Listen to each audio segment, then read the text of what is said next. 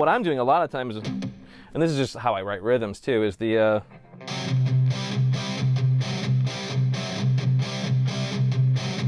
so I'm doing like a big, at least this is what I think I'm doing. I haven't watched the tapes, but so I'm going back and I have this little anchor that I'm going back with.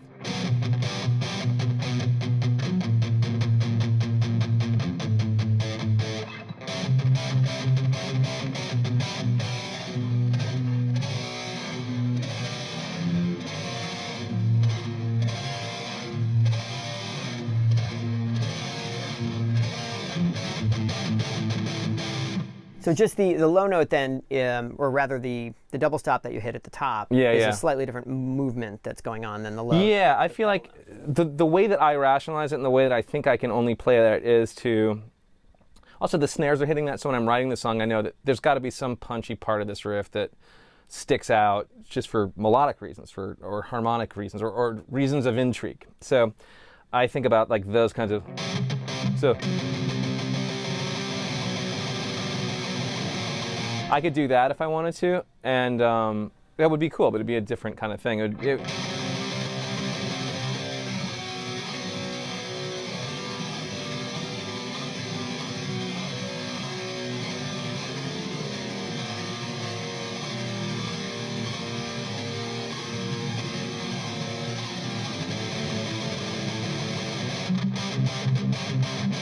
To me, it just kind of makes it a little bit more specific, though I like the sound of open strings ringing out. I think that's a cool sound. Mm-hmm. Yeah. But so when you're doing just the bass note from that spread thing, if you just do that repeatedly, what is that motion?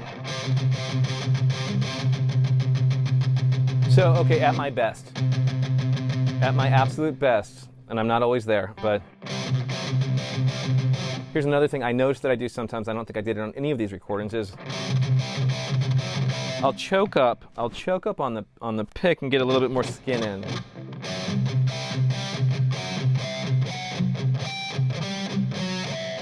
You get a little bit of that harmonic overtone.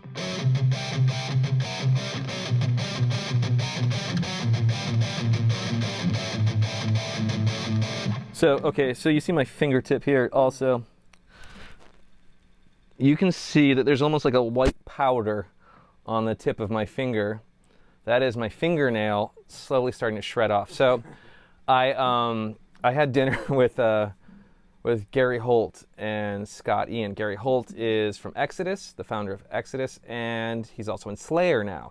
And they held up their fingers, and something that happens with your fingertip, if you're doing thrash metal, let me see if I can get a nice angle. Where am I most in focus?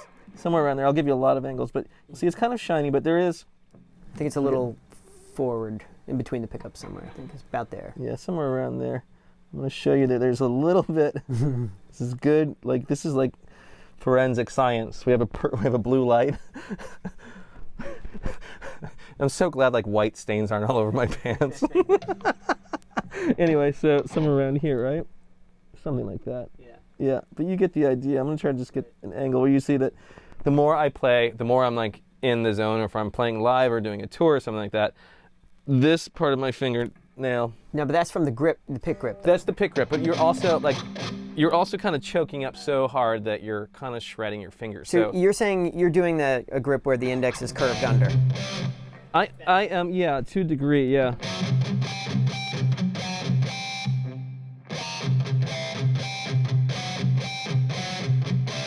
But I'm not doing that all the time, because sometimes I'm just like, let me just make sure I can play this and get the notes happening on time. So that's without the choking up. I would probably do that more for like recording and live to save my fingernail if I'm going to play the next night. I'd probably do more of it. Both are totally acceptable if I'm dynamically muting and opening it. So another thing I'm doing, the reason you'll see my hand goes up and down.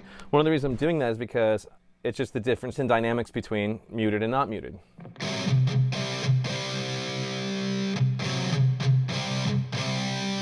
So I'm just kind of actually relieving my hand, but that whole movement to me is a little reprieve in da da da da da da da da. So this is the bounce that I think.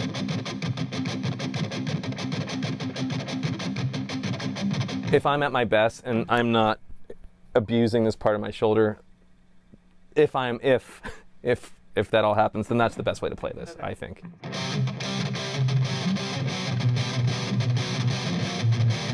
It's that turning of the key kind of thing. Right. In this case, it's legit actually happening. Yeah, it's really, really happening. I really feel the weight shift on my wrist from like left to right very hard. Like I really am holding like a hammer or something that's like really distributing weight back and forth. Now you're contacting up here on the body a little bit on the forearm. Yeah.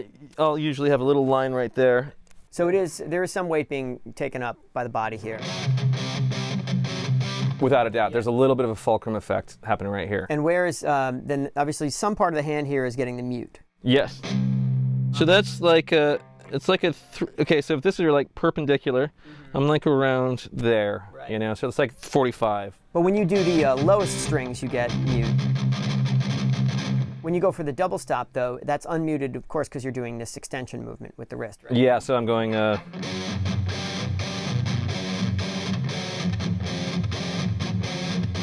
lots of ugliness.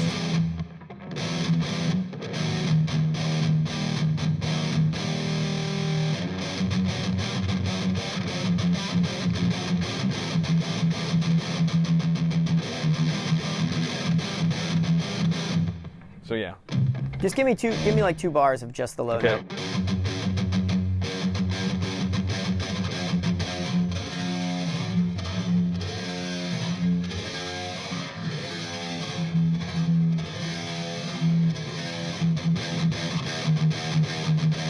So that's kind of what's happening without the top note. Right, and what if you do it without even the accented notes on the low note, where it's just continuous?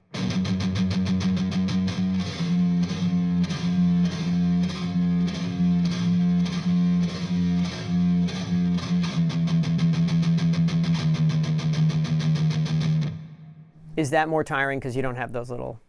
Let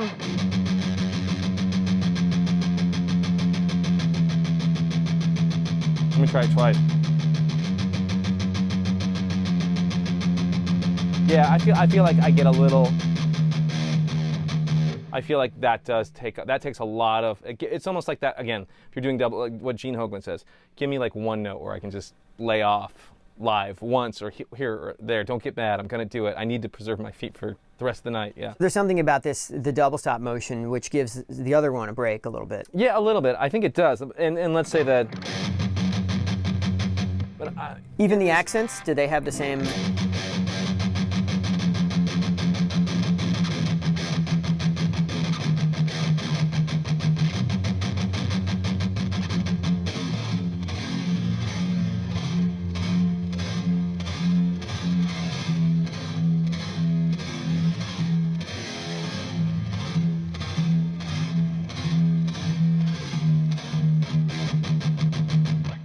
Yeah, I mean, the whole thing is, anytime I'm doing a lot of movement with my right hand and there's no reprieve at all, then I'm just going to get tired. I mean, and it doesn't matter. I mean, maybe one's slightly easier than the other, but they're both pretty exhausting. But I noticed that in this particular riff, having that little, building in that little area in the writing of the riff, luckily, I think it kind of saves me a little bit. But you can clearly do that for... I mean, I don't know, what's the longest stretch where that goes in Death Support? There's quite a bit of... It does. It goes through the whole... So I go through that whole, like, descending nonsense 2 full times. So whatever that is, at the end, I'm like, I don't know if it's because I see the finish line. Because, like, there's a part where I'm gliding through the first half of it. And then I go, uh-oh, I'm out of energy. Oh, thank God there's the end of that tunnel. Oh, I just have to run a little bit farther. And then then I'll make it, and I just make it to the finish line. Again, like with 4 flat tires and the engine's on fire. I can barely make it. And then I've got these jazz chords that I play on top of it. Yeah, which are great. Yeah. No matter what, the fact that it's uninterrupted, even though you have those built-in little chord stabs, it's still a tiring thing. It's going to be a tiring thing, yeah. I will challenge all people to just do it. I'm sure you can do it better than me, but for me, from 10 years ago when I wrote this song, it was all, and I was in, I'm in, again, like I'm a boxer. on the couch. You get me back in shape, I can fight. But I'm not that bad on the couch, but not the best. So sometimes I got it, sometimes I don't. I got to remind myself, oh, hey, dude, remember, lighten up on the pick. So even the idea of, that's Scotty in, and so that's Anthrax, and that's also like old Metallica. And then there's. You're saying that I'm the saying grip that, strength there? Yeah, I lighten up just a little bit on whatever I'm doing, and also if it's technical too, I'm allowed to really lighten up and let the amp and the compression of the amp and the tubes and all that stuff do a lot of my heavy lifting, hopefully. So you're saying in the Scott Ian version of it, though, there is more grip force necessary? The way I see it, but I'm not him, so I can't experience how much muscle tension is being used. But for the most part, when I see him, he is not messing around, and he gets that sound one way, which is digging in, and that's an important sound in heavy metal. So there are times where you can use a very loose grip, but like, say, Gypsy Jazz, for example. They don't have to grip really hard. Yeah. Because when they're pushing, the thumb is backstopping that pick so it won't move. And they're doing like this type of motion, but they can do it with a loose-ish grip because they're a slap. It's like a slap bass type. Yeah. But this, though, you think the Ian thing requires a little bit more I think of you have to kind of like, you can't fake that. You have to kind of dig in.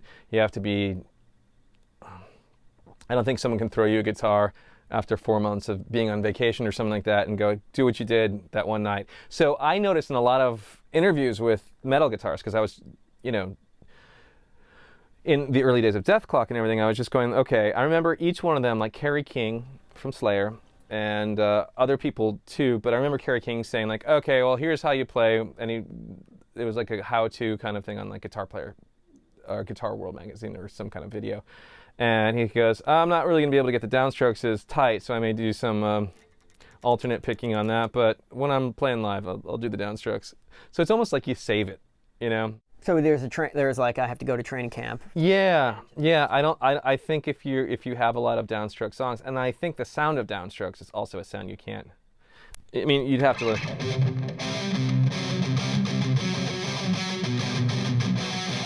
Like the Reb Beach style.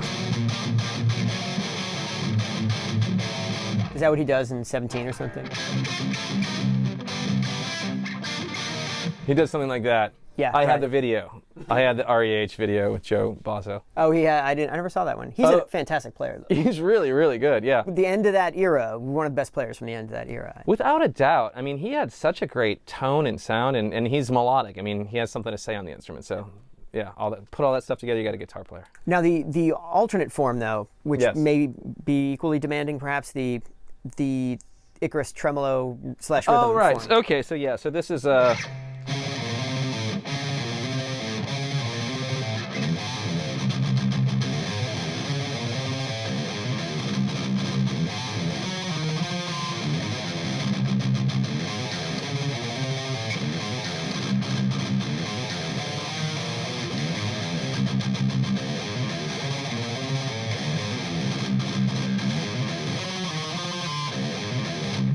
so this flutter of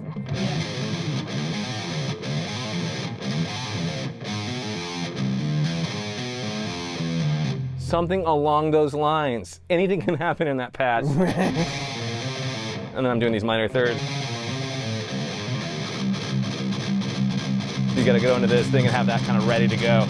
And that's a tricky dance. I made a very, very complicated riff happen as an exercise, and also like these bands like Aeon or Brain Drill, or these super technical death metal bands that are doing stuff that is so difficult, and they're being difficult just to be difficult.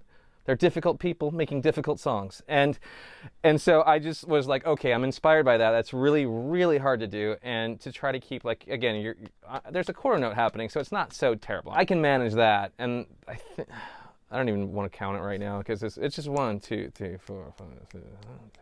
What's really, I think, where the virtuoso aspect of this comes in that you need some credit for is the cocktail of motions that you're switching between. There's a lot of different things going on, yeah. Yeah, so the tremolo one looks like an elbow motion to me. Yeah, I do something where I lighten up. So in my mind, this is what I think I'm doing. Again, I could be doing something else, but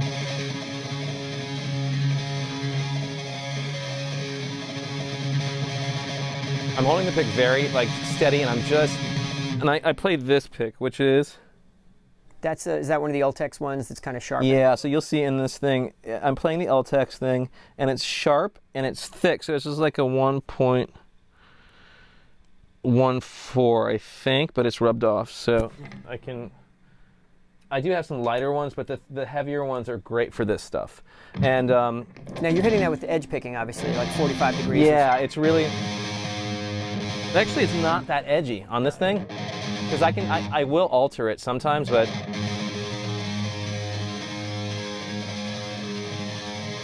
It's pretty much like dead on the top, and because I have this pointy pick, and because I can do it with another one where I have to like kind of recalibrate my meter, but so.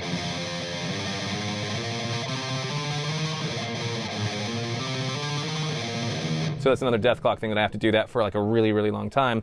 But I'm not moving my arm. I think you're right. I think it's the elbow. I think it is. You're right. It's my elbow is doing a lot of that. I can feel it. Yeah. So.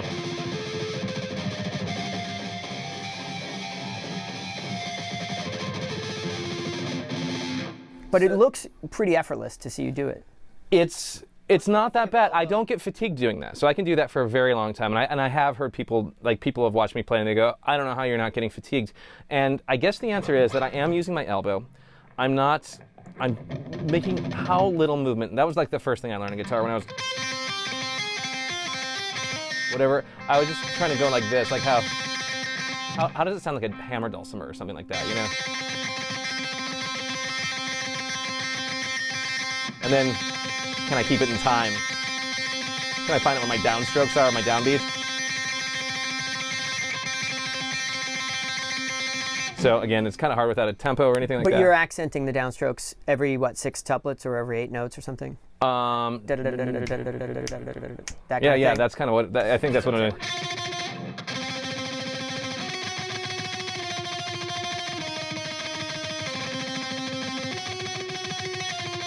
So this is where double kicks help because I can time my stuff out. But you have to be able to feel where that, because it's just down up forever, right? It is. So you have to feel it. So in Icarus 66.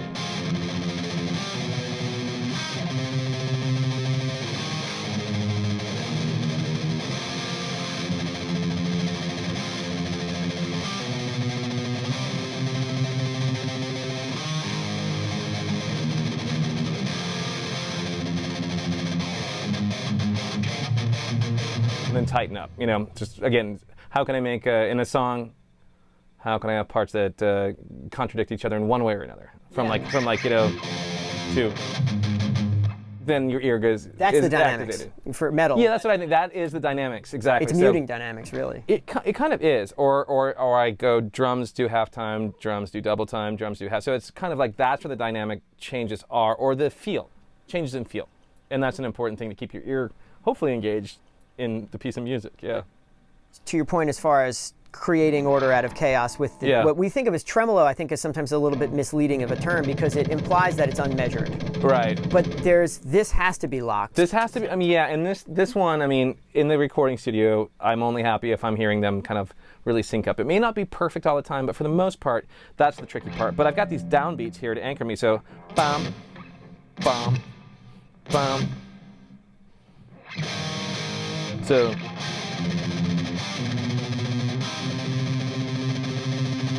and it may not, and you see, so the trick is for me in all these things, so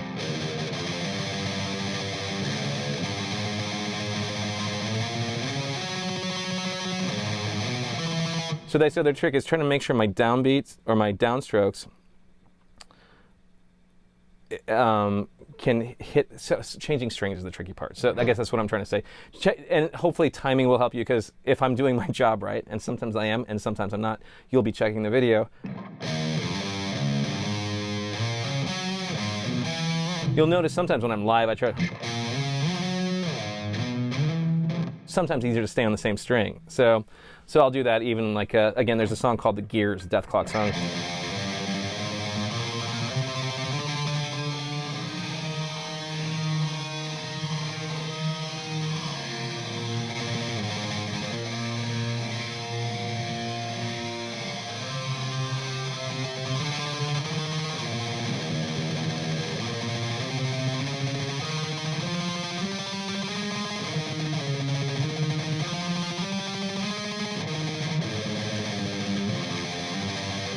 So you're trying to do that is just, you're just doing a scale. Yeah, it's awesome though. And the thing is, And that goes on for a long time in the song. right. Yeah. And if you did get too far off with the feeling where the downstroke and the Yeah. you wouldn't be able to come back in on the chord stabs with the downstroke. Sometimes I'll have to just go like basically leave a few off on a tail one that's not going so well, and hopefully correct it on the next down. But you can feel that though when it happens. You're saying. Yeah, I can, hopefully. In that song live, we have so many different things going. The drum feels change each time that comes around. We go through that whole cycle. Double kicks are kind of following me. And then sometimes they're doing something different, and there's like a halftime feel, and there's a double time feel. And I would get off because I'm like singing something and I'm doing it at the same time. And then and we're playing to a click track because we're playing to picture, right? So luckily there's a click track, and Gene Hoglan is listening to the click track, and the front of house guy knows how much I train wreck and get off at that last thing where I'm constantly tremolo picking, that he feeds me the click, and that just saves my life, because hearing that snap, clack, clack, clack, because live it's just a wash of anything. I have in-ears, and those in-ears save my life for that section because He feeds the click just at that point. yes, he knows that like here comes the part where Brendon screws it up. And then Brian Beller, who plays bass with me, would stomp his feet like a horse around me, like counting for me, you know? Or I'd be like, thank you, don't make it so obvious, you know? There's people holding up cards. One. Yeah, the audience is like, you're gonna want to guess. No, you're try again. You're getting closer though. You're doing good. Well, that's what conductors are for, right? In class. It kind of is, yeah. You're just to make sure that we're all on the same page. But when music gets this fast, this loud, this much distortion, and this many kind of like washy, mid-rangey frequencies all colliding live, that I guess I'm giving excuses, but the truth is that it's for me, it's not hard to play it, because again, I'm doing this. The trick is for me, it's not that at all, because that causes more friction. The more edge picking? I'm sorry, yeah, edge picking causes more friction for me. So it's not as much edge picking. Exactly. So I remember seeing Eddie Van Halen do his fly picking thing, which is kind of the same thing, but it looks like way more effort's done. And it's also locked in the air. It's different mode. Yeah, it's flamenco. It's whatever that is. Yeah, but still, even for flamenco has like gypsy jazz kind of. Exactly. Maybe that's what it is. But yeah, for this.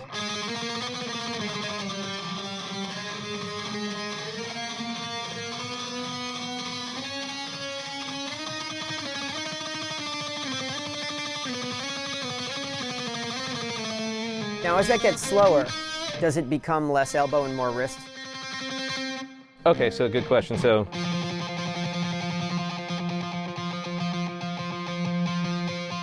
this kind of feels like I still have this little fulcrum of, and I can feel almost like when I'm doing that key turn kind of thing, when I'm really kind of.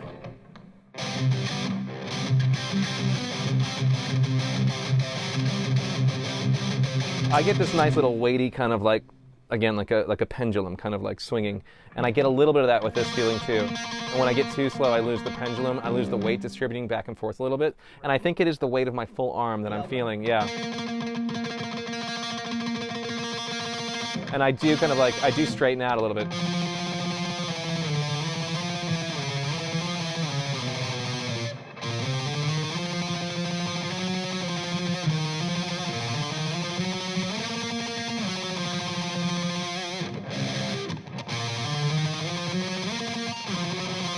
Right. Now the gallops, though, those look more wristy to me. Those? No, the gallop rhythms. Oh yeah, gallop rhythm. You'll see. So when you look at that, I'm going from this 45-degree angle, and I'm also getting a little scratchy in there.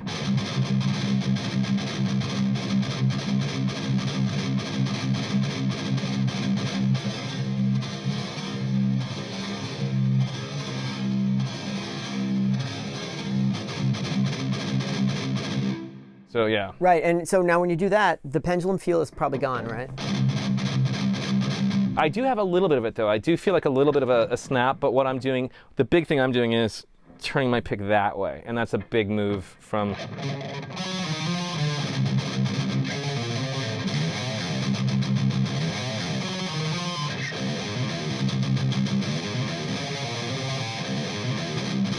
And that little thing there is tricky. So you'll see that probably on the video that I'm having Sometimes I get it, sometimes I don't. It's a little bit of luck, you know? Yeah, and I would suggest that even though you may be like a few % off of like training camp. Sure, yeah. The consistency with which you zap into these different places is so automatic. I just know that with like, again.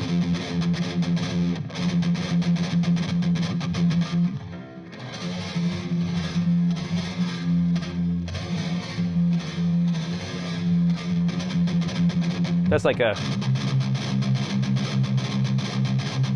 It's like Meshuggah. Like the song "Bleed" is all you like that crazy. And you're on the body when you do that, anchor-wise, right? Yeah, for that stuff. The thumb heel comes down onto the.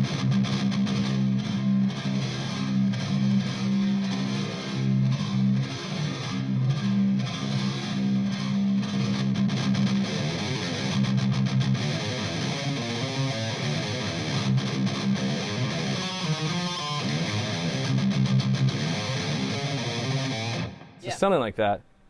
But I'm like, I think all this stuff is not me at my absolute most smooth, but it's basically those are the motions.